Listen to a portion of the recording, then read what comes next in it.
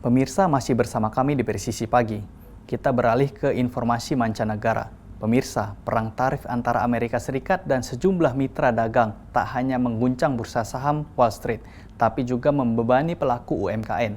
Ketidakpastian kebijakan yang berubah dalam hitungan hari menjadi kekhawatiran utama lantaran mengancam stabilitas bisnis dan menekan pelaku UMKM untuk menyesuaikan strategi di tengah volatilitas pasar. Berikut informasi selengkapnya untuk Anda dari VOA. Dalam berbagai kesempatan, Presiden Donald Trump menekankan pentingnya tarif secara jangka panjang bagi Amerika Serikat, termasuk saat merespons pertanyaan wartawan di atas pesawat kepresidenan Air Force One. Oh, I think the tariffs are going to be the greatest thing we've ever done as a country. It's going to make our country rich again. We have many companies, as you know, auto companies are opening up plants now. We've had 4 or 5 announced already, but many more are coming. Tarif telah digulirkan ke Tiongkok, tapi untuk 2 mitra dagang terdekat, Kanada dan Meksiko, pemberlakuan tarif sering mengalami penundaan hingga pengecualian. Bagi pemilik sebuah kedai kopi di Colorado, tarik ulur ini sering membingungkan. It's just such a knee-jerk reaction. I mean, one day the tariffs are on, one day the tariffs are off. Solar Roast Coffee yang dimiliki Mike adalah sebuah UMKM yang perlu kepastian jauh-jauh hari. We really need to know what the costs are going to be now, what the costs are going to be in 3 months' time. Kebetulan banyak kopi yang dihidangkan di kafenya didatangkan dari Kanada dan Meksiko. Primarily, our coffee is imported from Mexico and Central and South America. And decaffeinating coffee is a process called Swiss water, which is a process from Canada.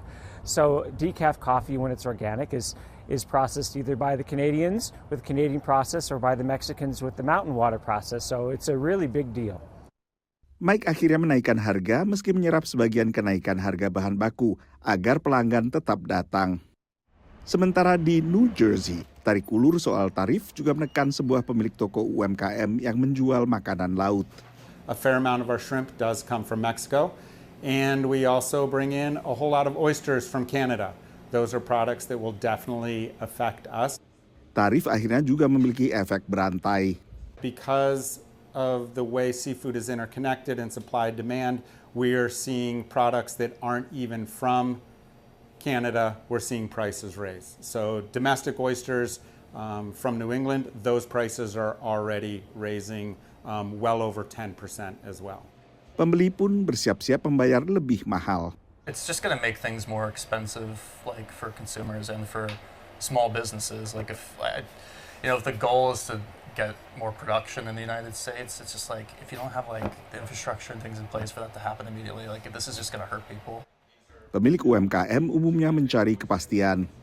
Indeks ketidakpastian kebijakan ekonomi melonjak 41% selama sebulan.